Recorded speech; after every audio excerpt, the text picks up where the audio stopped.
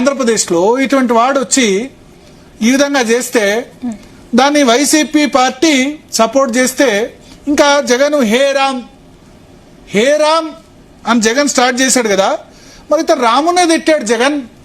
మీరు సపోర్ట్ చేయాల్సిన అవసరం ఏంది రావణ్కి? అంబటి రాంబాబు ప్రెస్ మీట్ పెట్టి ప్రశ్నించే గొంతు, ఏం ప్రశ్నించే గొంతు? ఎవరిని ప్రశ్నించారు?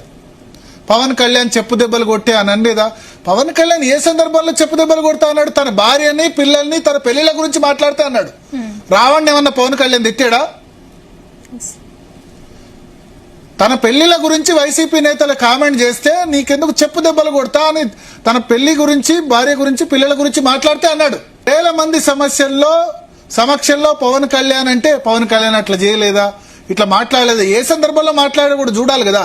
ఇప్పుడు ఎవరైనా వెళ్ళి రావణ్ని తిట్టారా? జోసెఫ్ని ఏమైనా తిట్టారా?